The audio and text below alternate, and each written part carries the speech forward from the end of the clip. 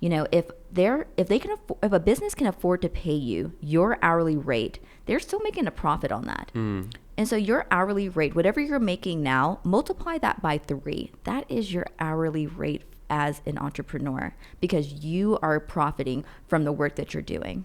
Whatever you're getting paid right now, multiply that by 3. That is what your potential revenue and rate could be working for yourself. And here we go. We are recording. Here We're live. We're live that quick.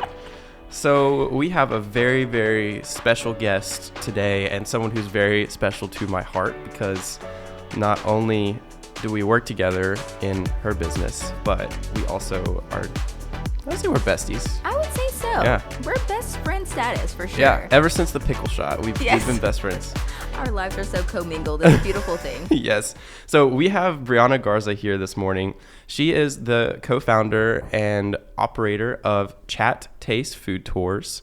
And she also does a lot of other stuff too in the background that not a lot of people really know about, that we'll maybe talk a little bit about today as well. So we're so happy to have you on, Briana. Thank you for being here. No, it's an honor. Yeah. So I kind of just got done briefing Briana about what this is all about. So we're going to talk about networking today. And I want to, without further ado, just roll right on into it. So kind of talk about Chat Taste, how that company began and the beginning story behind that. So Chat Taste Food Tours is, I really have to back it up and tell listeners what a food tour company is. So in essence, we are speed dating, but instead of speed dating people, you're speed dating restaurants. So our back office, when you fill out your profile, you'll let us know what you're allergic to, what you don't like to eat, dietary restrictions, preferences. And then that dating profile is shared with each chef, who in turn will make an individual meal just for you.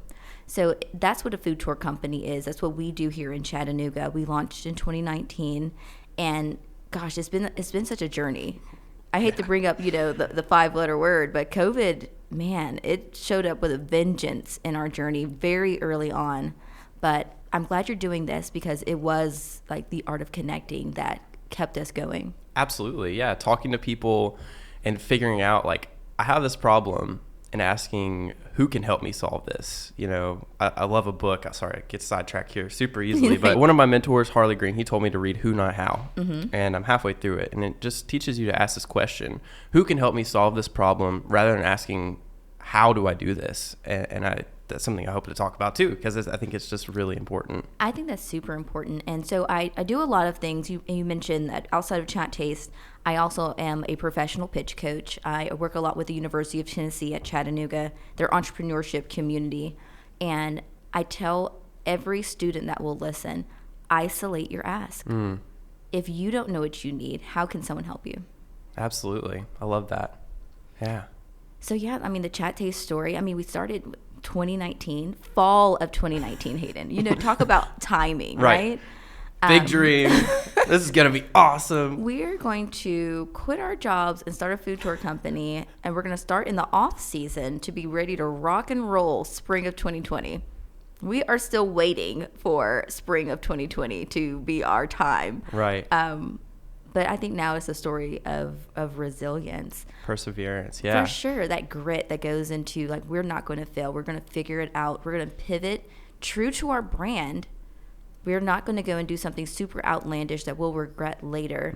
But we are going to survive, because that's the only option. So tell me the story about how this business started.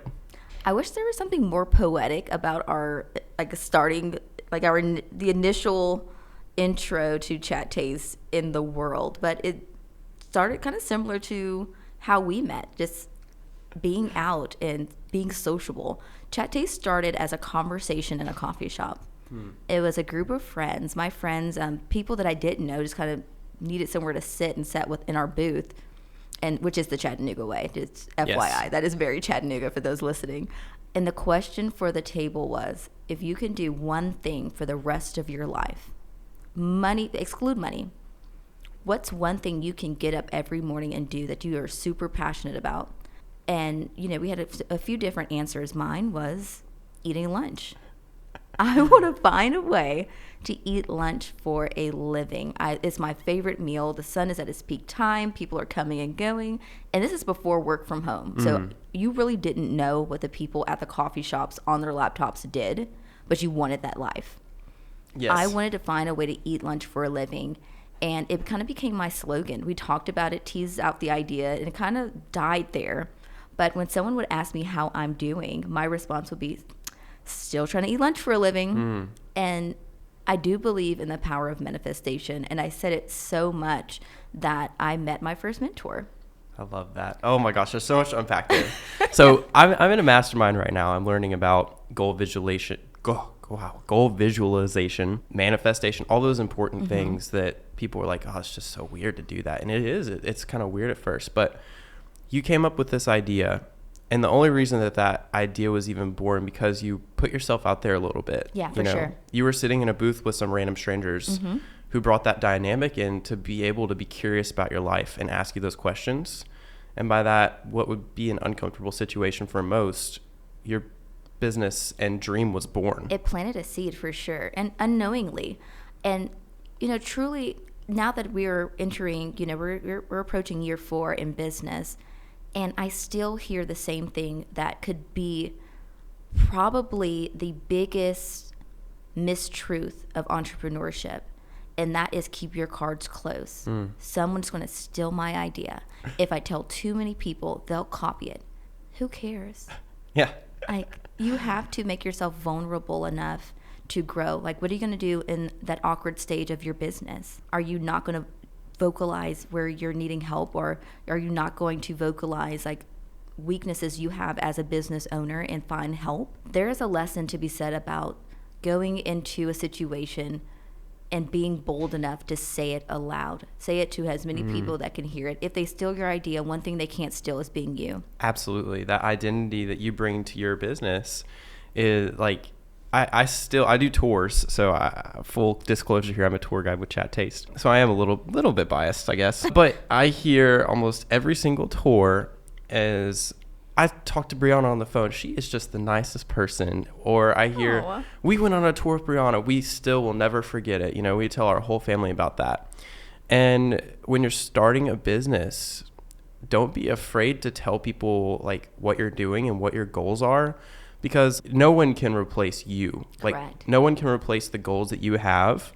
And by sharing that, you will connect to people that you would never even imagine that these things were possible in life because you started that conversation. Oh, for sure. And, truly one thing that happened that was a major positive of COVID is that business owners came from behind their logos. When money is scarce and people have to truly decide what businesses they're going to patron, people buy from people. Yes. And so that's really what changed our marketing strategy for Chat Taste. I kind of always wanted to be back office, never the face of the business. But that cracks me up. It's so funny, right? Hearing that? That's very funny. It was because of COVID. Right. Marketing 101 was to disassociate. Like your brand and you are two different people, but that is not true. For a B-size market and a location where people support local and they care about where their money goes, you are that business. Your morals are 100% that business. That I think that's, people need to realize that you are that business. It's one and the same until you get to a certain level of growth. Absolutely. Well, and then once you get to that level of growth too, it's like you need to put the people in place who are going to carry that what is it? The torch, right? Yeah, carry your torch, yeah. But also someone who is going to be able to bring the things that you brought, or even better, because there are people out there who can even do things like better than you, which is hard to believe sometimes. I am literally passing Hayden this theoretical torch right now because, it's not about like the switching of arms. It's about bringing people on your team that are better than you in certain aspects. I always want to be the 5th smartest person in the room. Yes. I want to keep people around me that specialize in their craft and that can benefit the business. I think that's a huge, like having knowledge workers around you as a small business owners is so important. You don't have to know the answer. It is okay to be wrong. It is okay to say, hey, that is a much better idea. Yes. And be open to that. Like Chat Taste is physically and theoretically written on a whiteboard. It's meant to change. There's supposed to be ebb and flow in your business. When things come up, some things that we didn't know we would encounter, people like you come to me and they say, hey, this isn't working. And you change it, you make it better. And you have to keep people around that are okay having those tough decisions with you. Yes, absolutely. Well, and you have to, I think you kind of hit on this a little bit, but listening to others' opinions and ideas, I think especially outside of your business. I had some people on a tour and they were like, hey, but it's really difficult to get from work to the tour by 5 o'clock. You know, we had to ask off early. And I was like, huh. Yeah. Okay, well, we'll look into that, you know. And then a month later, we had our locals tour time. Yeah, for sure. And you have to, like, listen to those people. And that goes back to connecting, too. Like, be vulnerable. Be willing to talk to people and hear their opinions. Because even if their opinion is wrong, you know, there's a reason behind that. You don't even have to explain that. You can just say, oh, thanks for the feedback. Yeah. And then you can take that and maybe implement a small little piece and make your business better every single day just by listening to others. Someone asked me who my mentors were, and I was like, how long do you have? Do you really want me to roll out this list? And so I define mentorship differently. I have an incredible mentor that sits with me monthly, and we spend 2 hours going through all of my back office. And I mean, Andrea Hardaway, if you're listening, thank you. You're amazing. But I also have like these little micro mentors. Yes. Micro mentors needs to be a thing. And those micro mentors are you. They're guests on tours that have done food tours around the world, around the country, that have these little gems that they drop. Be open to the gems. Not all of them are going to make it, you know, but appreciate them. Yes. Take them all in, and then you kind of go through them and pick out the ones you want. We just got the podcast title, just going to say. It's going to be Find Your Micro Mentor. Micro mentors. Did we just coin that phrase? We're going to make it a word. You know, I see podcasts as like our new 21st century hieroglyphics. So if Micro Mentors goes viral, you heard it here first on The Art of Connecting. We need to make that very clear. Literally, I'm going to have it. It's going to be on the graphic and everything. My assistant's so going to just do all that. I love that so much. All right, so we've talked about the beginning story, how important mentors are. Let's talk about partners. In especially a small business, it can be really daunting to take on a partner because then you feel like almost, you know, you're responsible for their success too, I feel like. And it can be scary too because you're like, what if that partnership goes wrong and all that kind of stuff? When you're going to find partner restaurants, people who we're going to work with, tell me a little bit about that process and how you connect with those partners. Well, the approach is very consistent. Before we take on any partnership with any restaurant, we go back to the branding. We are speed dating with restaurants. So a partnership, I asked, hey, let's date each other for a while. Let's see if this is going to work out. You know, hey, are you married? We might wake up in the morning and decide, you know what? Your barbecue and my food tours just don't really mesh, right? Right. And just for the record, that has never happened. But, you know, there is a pilot system that we go through. Naked River's like, hey, our barbecue's great. No, Liz, shout out to Naked River. They're our newest partner. And just to use them as the example, shout out to Naked River. Like, they're our newest partner for Chat Taste Food Tours. And that was the conversation. Like, Bill, let's date each other. Let's do 3 pilots. Let's bring 3 small groups over to see if the staff and the kitchen and the vibe kind of meshes with what we're trying to produce for the city. You know, we're bringing visitors in and we're making them feel like locals. Does your location help align with that goal? And vice versa. Maybe, you know, when we bring guests in, because we bring in groups of 2 upwards to 12, maybe that introduction, because we're only at a restaurant 30 minutes, we're speed dating, right? Yeah. We're in and out. Maybe that's such a disruption to that location that is not a good fit, and that has to be okay, you know. And so we approach the situation of, you give me a time slot that your restaurant isn't busy, and we will find a tour that fits that location. We are filling empty seats, and so there's that symbiotic relationship where one doesn't benefit more than the other. And, you know, when you peel back the layers of Chat Taste, we're a marketing firm. We are the only marketing firm that specializes in food and beverage that pays the restaurant to do their marketing for them. Like, hey, can I sell your food and fill empty seats?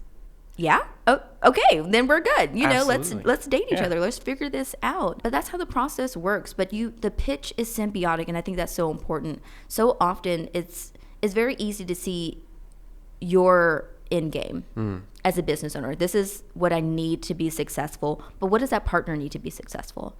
And how can you build that bridge between the two? I think that brings up such an important point, especially when you're building up partners and you're building your network. Think about what value you can bring to someone else. For sure. And do it on the front end. Yes. And if you can't materialize what would be beneficial to them, ask. Literally ask them, how does this benefit you? What can we do to make this profitable for your situation?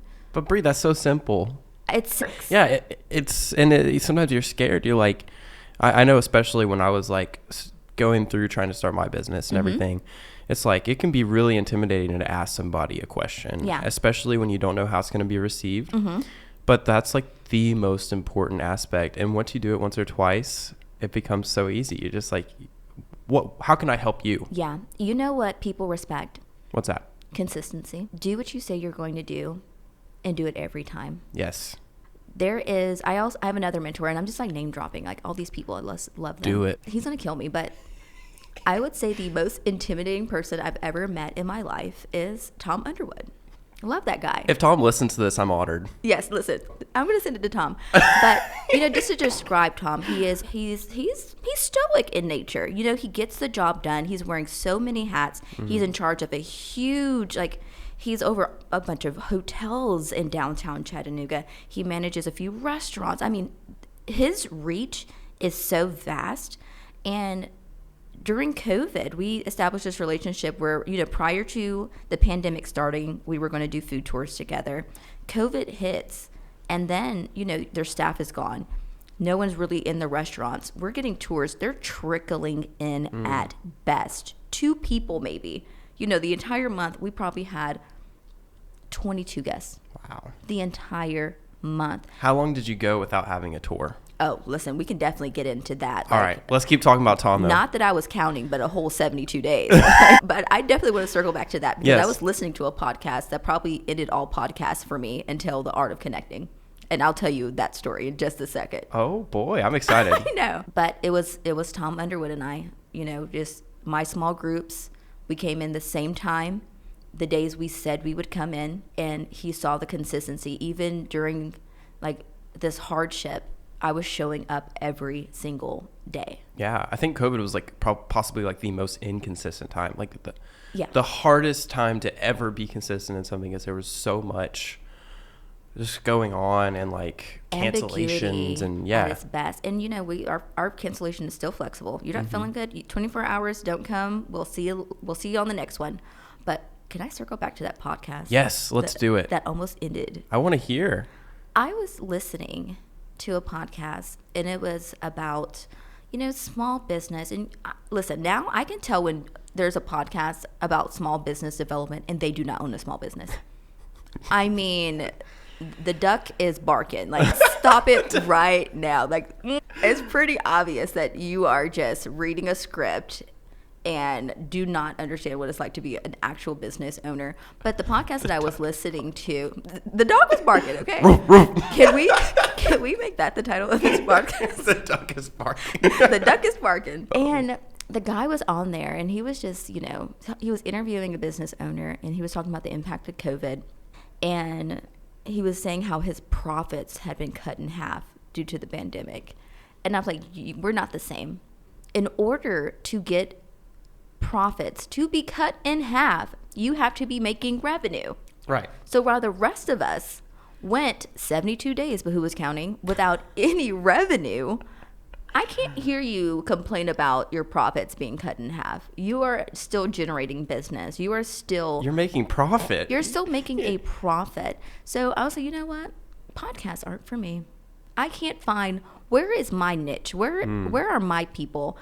In comes Hayden. I'm raising my hand. Here comes Hayden with this beautiful gem of a project that really delves into the art of connecting and the value of networking from people that are actually doing the work. Yes. And that's like my goal with this whole project too, is I don't want to just have CEOs on. I don't want to just have real estate people and multi-million. I want to have people who are real, who I know personally, and I see them at all of the networking events, or I see them when I walk around with Briana. I hate it because it's like she knows more people than I do, and that's That is not true. Oh, that's 1,000% true. We walk around in the West, Bree, people will like run out of the restaurant and like come give her a hug. Gosh. Not the staff. I'm talking about people sitting in the restaurants. Oh, that's hilarious. These are, and it happens. I feel like you probably don't even notice it anymore. Yeah, so I want to have people like that on. I don't, if you're a doctor, if you are a teacher, like that's my goal with this whole project, is for it to not be circled around that, like, oh, I make this much profit and I sell this much stuff, and it's like that's not what's really that important. Yeah, it's the people. And that that's a season, but that is not necessarily the norm. And we're in our first 5 years of business. Business owners that are in this season, the similar season that I am in, want to hear from similar situations, things that are identifiable. Like, I want to hear a podcast of real people that are actually doing real things. And I mean, Hayden, I appreciate you because what you're generating here is incredible. It's an honor to be on. Oh, you make me cry. All right, so we'll bridge into something that gets me excited because I get to drive the product of this. We have a van at Chat Taste, which is actually really rare for a food tour company, apparently. Oh, yeah. As I get guests, they're like, wow, y'all have a van? I'm like, yeah, we do. It's a really nice van, by the way. It's a very nice van. Yeah, it's a pleasure to drive it. So let's talk about the Tennessee Valley Federal Credit Union and their grant program and how you got involved with that and how it kind of relates to creating that network of people to win things like that and to become a part of something that's so much bigger and awesome. To give some background, so TVFCU is a credit union that is based out of Tennessee, North Georgia. Its footprint is pretty vast, and they do an annual grant for for-profit businesses. You always hear about grants for nonprofits. This credit union does a grant system, and they give out $175,000 annually. Can I have some? Honestly, no, seriously. Like, I want everyone listening to really consider looking up the TVFCU Idea Leap Grant. In 2021, we were the recipients of that grant. They gave us a check for $21,000. We won first place in our pitch competition. But what it does is it takes businesses, and I think I use the word small business kind of interchangeably with business. Mm-hmm. But going through that process, I realized that, there are businesses like mine that were at the 2-year mark. And then there were businesses that were at the, 8, 9, 10-year mark that were bringing in millions of dollars worth of revenue. And the first emotion you feel is intimidation. Yeah. It's like, this is, wow, these are some big players here. I know. Yeah. I need to sit in the back of the room and keep my mouth shut, right? I'm incapable of doing that. I can't. If I have a question, I'm going to ask it. And through that process, it really is almost like boot camp for small businesses, because they're going to need your P&L. They're going to need your business plan. They want your pitch deck. You need to do a video pitching what you are going to use this grant dollars for. You need to show longevity. Once you get these dollars, how are we going to make sure that your business isn't going to fold? So even if I had not won that grant, I learned so much about my business doing that in that process that I would do it again. Absolutely. You develop your business plan in the first year of business, or year 3 if you're me. Yeah, but I need to make one of those. You look back at it, right. It's like you develop it because you're told to, and then you never revisit it. I revisited that business plan, and it felt nostalgic. I was like, oh, this is cute. No one does that anymore. That doesn't even work. Right. But they force you to zoom out, get out of the fray of business, and to turn around and look at your operations, how you're producing, and if it's the best way, because you are going to get on a stage and you're going to tell a panel of judges some of the top producing business owners, decision makers, our small business development center executives, you're going to pitch to them and you need to convince them that your business is deserving of these dollars. Yeah. And you're while competing with other businesses with the same end goal. And, you know, we went through the process and we cleaned up a lot of things that didn't make sense because I was forced to look at it. Pitch night was very interesting. And this is still during COVID. So our process looked a little bit different than what it looks like now. Our site visits when TVFCU and the panel of judges came out was via Zoom, which is very appropriate for a food tour company. What we did is that we were behind the scenes. We went to Easy Bistro while they were closed just to show like the relationship we have. We can be in the top restaurant in Chattanooga during non-operating hours doing this interview because of our relationships. Just flex on us. Okay. I'm just saying, you know, shout out to the Neils, love Amanda and Chef Eric. But you know that our pitch competition was outside at the Bessie Smith Cultural Center. And you pulled numbers, and I pulled to go last. OMG. You would think that would be preferable, but every person that pitched was so on point. And it makes you feel like, oh my gosh, I what about that? I didn't think about that. And it's too late. Your pitch deck is set. You can't change it. And so I'm literally, my palms are sweating. My palms are sweating right now thinking about it, actually. Just to throw that out there. But you just have this immense, like, I'm screwed. Yeah. These businesses are incredible. They've been in business way longer than me. They have way more profits. Their business ideas of what they're going to do with this money is way more important than, you know, transportation in a van. And all you can do is get up there and pitch your little heart out. That's all you can do. And that's what we did. My dad was in the crowd. My 10-year-old, my then 8-year-old. Your manager. The manager. We love her. She was in the crowd and she's holding a sign that says, "We support Chat Taste." And I'm not going to cry. We're not going to do that. But it's just. I'm going to cry. It's such an enjoyable. It's a roller coaster of emotions. It is. Business is. You're scared. You're like terrified. It's all the emotions into a 3-minute pitch. And if you go up there with enough passion, I am proof that you could do anything. We won that competition. I know, right? Thank you. I need to find the right button for that. Oh, not that one.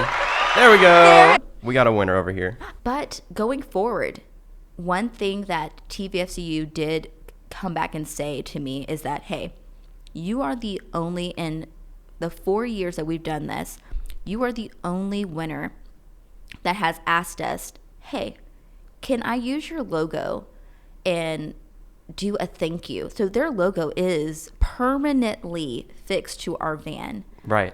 And there is a thank you to our supporting partners. And there's that TVFCU logo. We got with their marketing team. We got everything approved from their executives. And they said, you're the only person that said, how can I honor this relationship and thank you in perpetuity for this opportunity that was life-changing for our business. You know, when you're doing a food tour, and our tours are pedestrian-friendly, but how pedestrian-friendly is it when it's raining? As a tour guide, not at all. How pedestrian-friendly is it when it is under 40 degrees outside? It's miserable. But to be able to pivot and use the van during those times, we went from producing 9 months out of the year to a 12-month. Like, we can operate tours the entirety of the year. I mean, that's an entire quarter we get back. Yeah. So the impact of having that van is, I mean, you can definitely attribute some dollars to it, but the relationship is more valuable. Yeah, and I think about too, you can expand your reach. Like the tours that we have now, we have tours that weren't even possible before. Correct. Because we go to different destinations that are half a mile away. I know, right? Yeah. And you know, it's changed the entire dynamic of the company. And you know, but I really want to emphasize like how important it is to not take the money and run. Honor those relationships. Honor those relationships. So, you know, now it's 2023. We won 2 years ago. In 2022, we volunteered and we were judges for the TVFCU Idea Lead Grant. We were able to give out $100,000 last year. This year, you know, just the value of the ask, isolating that ask. How can I still be involved with an organization that I believe in. And they have not announced it yet, but I am the 2023 Idea Leap Grant Competition pitch coach.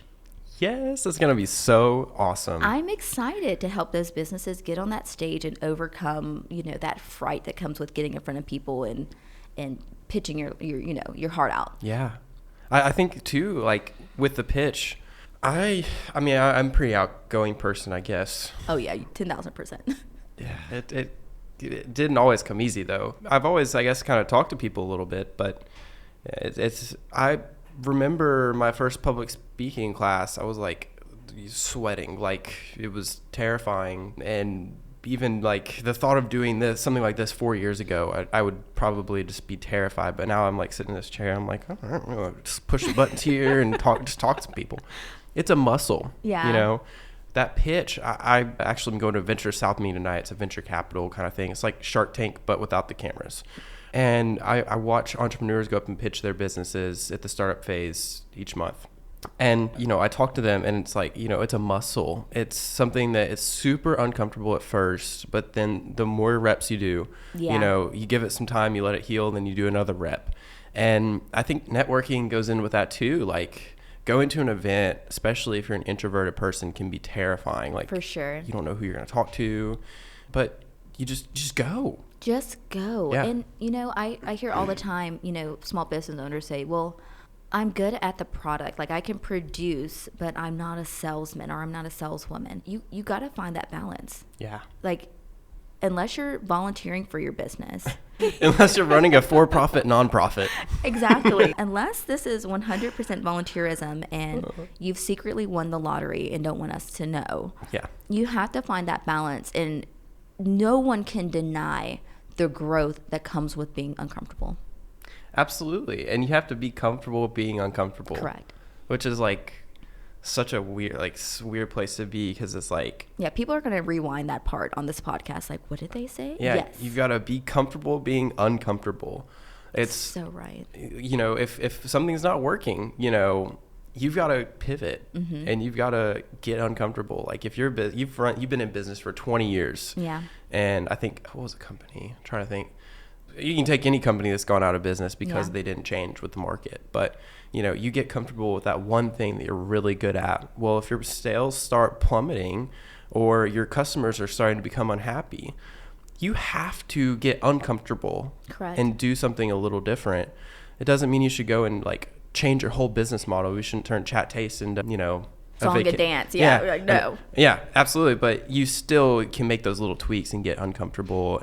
And then also in going up and talking to somebody. Let's talk about that one time you talk to somebody and it changed your life. Like what kind of is an identifiable time that you were talking with someone and like that light bulb just went off and you're like, holy crap, like they can help me get to where I want to be?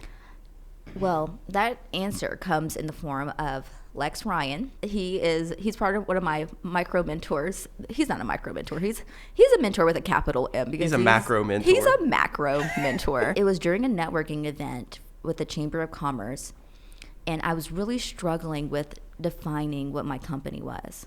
That elevator pitch. Like, how do you in 30 seconds, 60 seconds define what took you 2 years to come up with and, define and, change? How do you do that?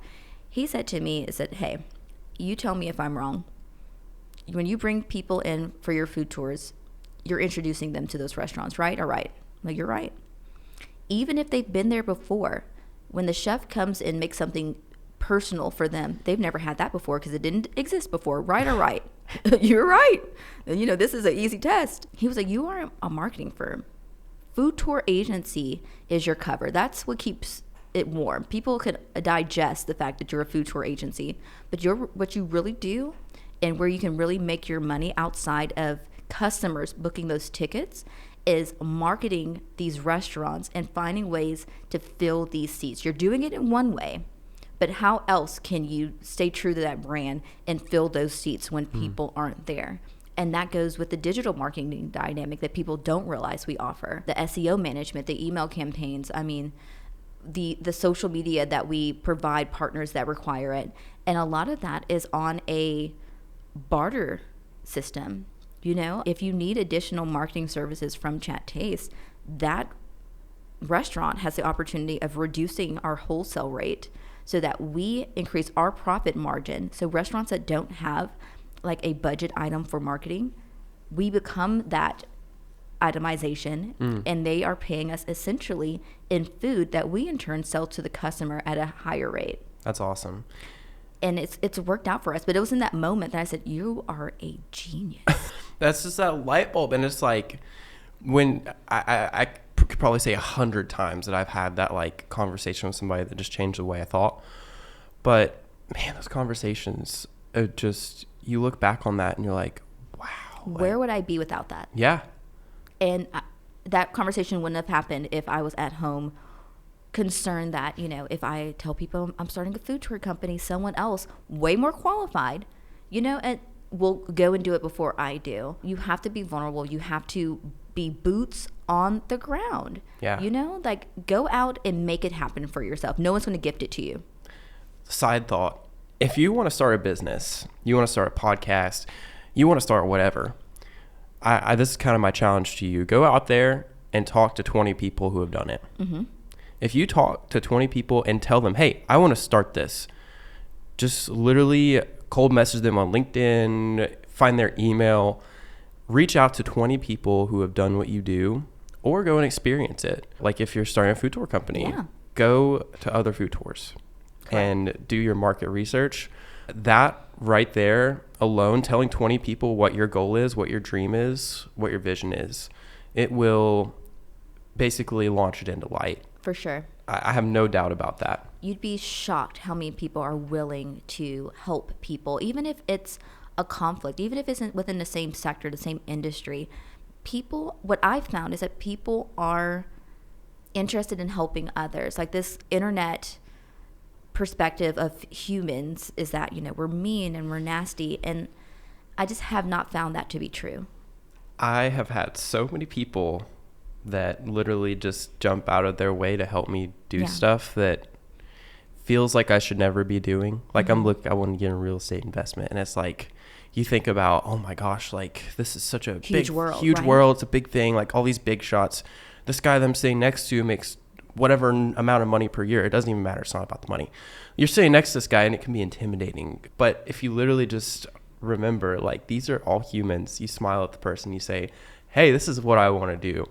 You know, it just changes your whole outlook on life, because they will take their time. I've had several really great people take 5-10 minutes of their time, which is really valuable. And they just took their time to talk to little Hayden. Yeah, I'm a college student just trying to figure it out.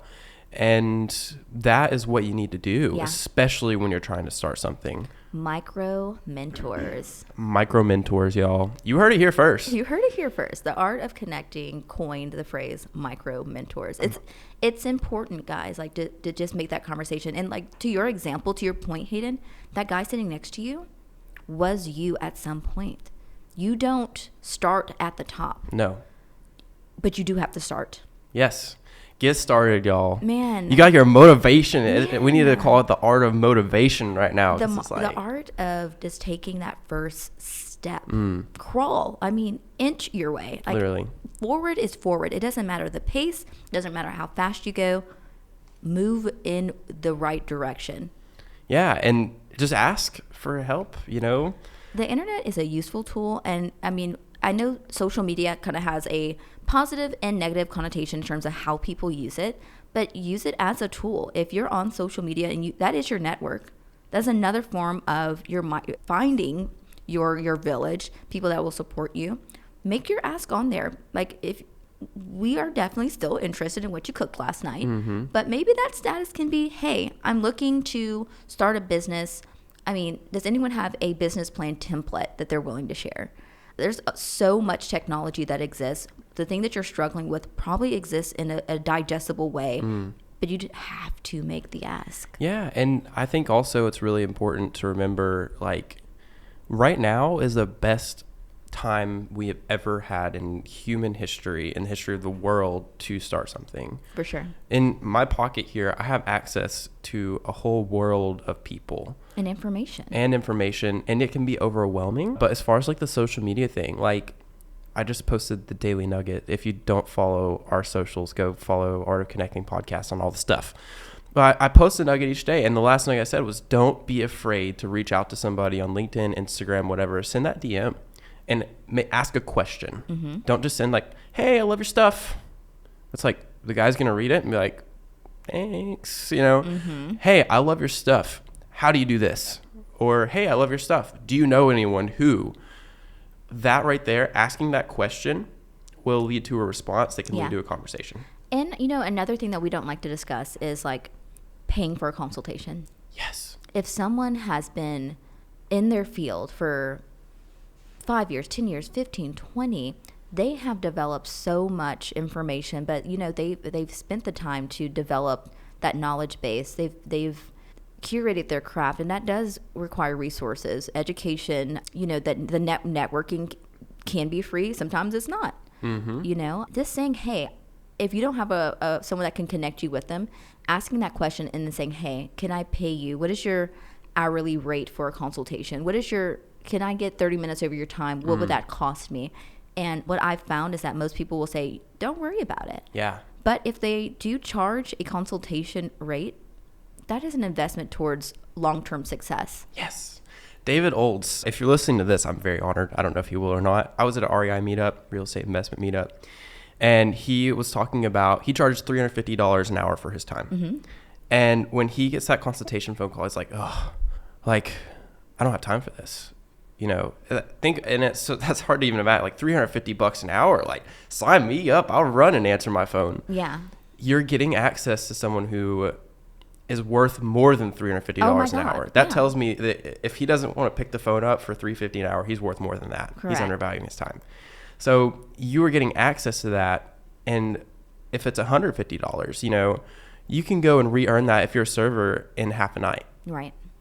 But think about if you get an idea that then turns into your business and lets you live the life that you love, then what's $150? What's $350 to, a lifetime of success if that advice is followed?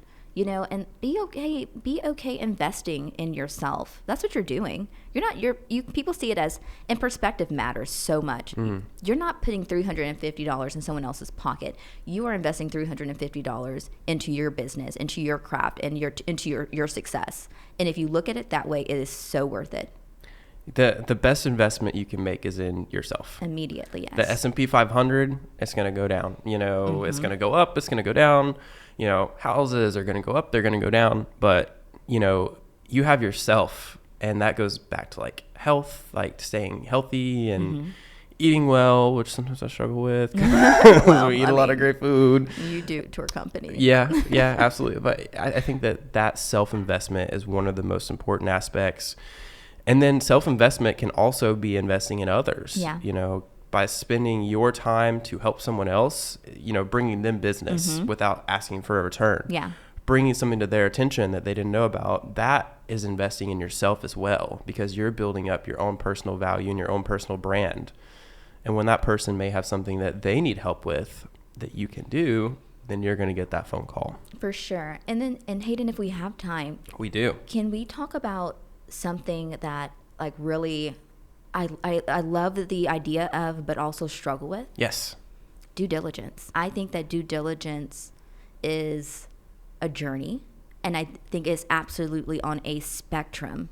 I do think that small business owners have a responsibility of going out and seeking as much knowledge as they can. But I have wasted so much time trying to figure out how to do stuff on my own. Analyzing. Oh my gosh. I mean, simple things, like how do you navigate, this software? When I could have paid someone to do it for me. Who, not how. It's, and when you have someone who can do stuff, it's like you free up. Like if you're struggling on analyzing something, like when I was trying to make the artwork for this podcast, I was like, getting on Canva. I was like, I don't know what the hell I'm doing. You know, I was looking at it, trying to come up. I was like, I kind of like this, but I don't like that. And it's like, I spent 3 hours. And oh my gosh. I texted Harley, and he was like, just wait until you have your assistant and have her do it. Yeah. I got my assistant, 20 minutes. Insane, it was done. Right? Yeah. And it's like, I could have spent that 3 hours, you know, going out and meeting with potential clients and talking to people. Yeah. Like, focus on what you're good at. Yes. And keep that going and find the who that can take on the things you're not. You know, I used to think, well, I don't want to look like an idiot. I should know how to, you know, operate MailChimp. I should know how to, you know, code my website. No, why? Stop trying to do everything for your business. Focus on what you're good at, the art of it, if that what speaks to you, the bookkeeping, if that's what speaks to you.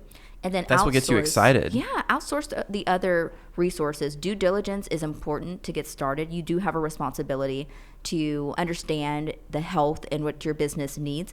You do not have to have the due diligence of knowing how to do everything for your business. Absolutely not. And honestly, you will not succeed if you try to do everything yourself. I have, if Evidence, you try, Exhibit A. yeah, if you're a small business owner, you just bought a job, you know, if you're trying to do everything yourself. Yeah. Because you have that worker mentality. And this is something that only has been like, it feels like I just like jumped up the level in Mario or something like that. You know, it's a key that's unlocked in your brain, is to think about who, like who can help you do that instead. And then you open up yourself to a whole different level of, instead of working in your business, working on your business. And I think that that's like the most powerful thing that you can do. And if you're listening now and you're thinking, well, I don't have the resources for that, give it 6 months and look back at it. Look back at all the missed opportunities because you spent so much time, you know, working on things that did not speak to you. It wasn't your strengths. And it really evaluate, set an hourly rate for yourself. And that's something that I didn't do until year 2 of business. Like, what is my value? How do I aggregate an hour of my time? What is your hourly rate, by the way? It is $175 an hour is how much I don't revenue. have enough pay. This podcast is payment enough. People are going to know who Chat Taste is because of you. But, you know, like, seriously, like, find a way to look at your time and put a dollar value, associate a dollar value with an hour of your time, what you can generate in business. And then that $25 an hour for that assistant doesn't sound too bad after that. Oh, it's actually only $14 an hour if you use Workagenics, by the way. Shout out. Yeah, we both are clients. But nonetheless, so this is kind of an action call right now. If you've made it to 48 minutes in this podcast, you're a saint. Thank you so much. Like, I could just sit here and talk all day because I love this. But sit down, pause the podcast right now. And if you're in a regular job or if you have your own business, I don't really care. Decide what your hourly rate is. Yeah. Pull a sheet of paper out. Think about what your skills are and put an hourly rate to that. Yeah. Like, that is your challenge. Like, why are you still listening to me? Pause right now.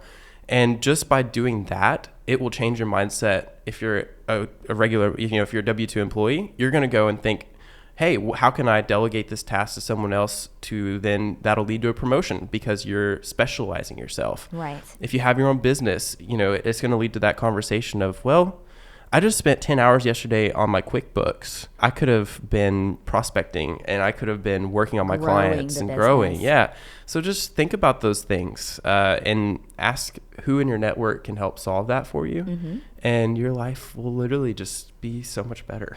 What I realized is that, you know, when you're working for someone, and this is me speaking to W-2 employees, because again, entrepreneurship is still a new season in my life. I've been a W-2 employee the entirety of my adult life before Chat Taste. I found like an algorithm, an equation that I used. You know, if a business can afford to pay you your hourly rate, they're still making a profit on that. And so your hourly rate, whatever you're making now, multiply that by 3. That is your hourly rate as an entrepreneur, because you are profiting from the work that you're doing. Whatever you're getting paid right now, multiply that by 3. That is what your potential revenue and rate could be working for yourself. Boom. That's going in the front. That's going as like the soundbite for the beginning. Right? Now that I work for myself, it's like, why haven't I been doing this my whole life? Like, I'm sitting by the fire, clicking on my laptop. I don't make a ton of money. Yeah. I pay my rent. Yeah. You know, I get paid to eat and talk to people, and you can do it too. Like, I'm not special. Bree's very special, but like, You're so sweet. It's I started. That's the only difference. She took the leap. I started. That's the only difference. And qualifications. This is my last gym, and I gotta go. Okay. But yeah, absolutely. I do not, and this is how I know people have listened the entirety, because no one knows this about me. You have to be very close to me to know this element of my life. I don't have a food and beverage background. I don't have a hospitality background. We have a hospitality business, and it is owned and operated by someone that has had absolutely no background in this sector. People go out and get master's degrees in hospitality. There will always be someone more qualified than you. It does not matter. Like, the difference between me and the person that has a culinary background that would be so much better at what I do is that I got started. Yeah. Well, I just, sorry, I get juiced up on this, but just because you have a degree in something does not mean that you're going to be good at it. No. Or just because your boss has a doctorate or whatever, that doesn't mean that they know what they're talking about either. Ooh, that's a gem right there. So, and that's kind of hard to hear. And if you're a doctor, I very much respect you, because there's no way I could ever go through that much schooling and everything. But you just have to remember that, like, the person who literally dropped out of high school may know more on a subject than you do. Mm-hmm. And you need to keep that humility. Yeah. And listen to others, because for sure. Just because you went and got a master's or whatever, that doesn't necessarily mean that you're going to succeed in a job. It doesn't necessarily mean that people are going to respect you. Correct. And you need to basically go in with the humility situation, go into a situation with humility, and just remember, like, I'm not the hottest pardon my French, to make this an explicit episode. But yeah, just go in with humility, be kind to others, be open. Well, Briana, this has been awesome. This has been fun. Where can people find Chat Taste? You can follow us on Facebook. I think it's like. Do you like people on Facebook? Or yeah, follow? You like on Facebook. You like on Facebook. You can follow too, I think. We are Chat Taste. Chat, 2 T's like Chattanooga. Taste because there's food. And we are on Instagram at Chat Taste. And also find out more about our services at chattaste.com. Yeah, and if somebody wants to reach out to you, how would they do that? I am that business owner that makes their cell phone number public. I know. You're going to do it? I'm doing it. Oh my gosh. You can text me. Give me 2 days to respond. But 4 days. I have gotten it down to 2.5 days. I'll have right. you know. If you are interested in having me become a micro mentor for you, I want to pay it forward. Shoot me a text. Let's schedule some time. I do not charge a consultation fee. You buy me a cup of coffee and we're golden. And I do like that yet. I feel like you're manifesting something for me and I like it. But my number is 427770192. Y'all take advantage of that. Like, let's do it. Briana is incredible. This is not every day. Like, I'm kind of shocked right now that you just did that. Your phone's gonna be blowing up for the rest of your life. But take advantage. Like, this is your call to action again. Like, if you at all resonated with anything that Bree said, reach out to her, you know. And a lot of it, Hayden, is going to be based on them listening to this podcast and them taking the advice. Isolate the ask. Yeah. What can I help you do? Don't ask anything that Briana's already said. And if you do, like, come prepared with, like, hey, I've done this. It didn't work out. What would you do? I got you. Absolutely. Ask for advice. Ask for help. Go build your network. Go talk to people. Go tell people your dreams, you know, because I talked about this podcast for like 4 months before I got started. I was like, I'm going to start a podcast.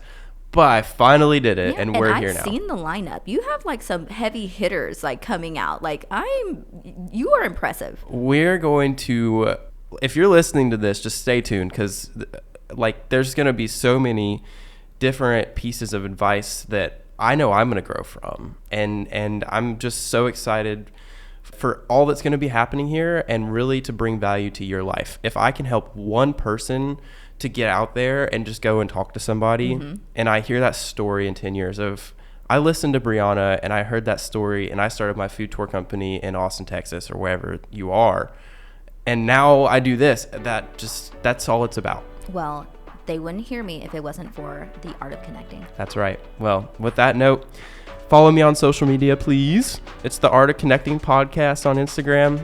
if you want to send me an email, go listen to the last episode. I said it at the end there. Go listen to Bruce. And then also, if you want to reach out to me, shoot me a text. I haven't put my cell phone number out there since you did. Oh, this is gonna be, just text me, 615-756-7009. That's my cell phone number. I don't charge yet either, but yes. Give me a year. All right, y'all. You've been listening to the Art of Connecting podcast. We've had Briana Garza on here, and I'm your host, Hayden Fike. Have a great day and go connect with some people.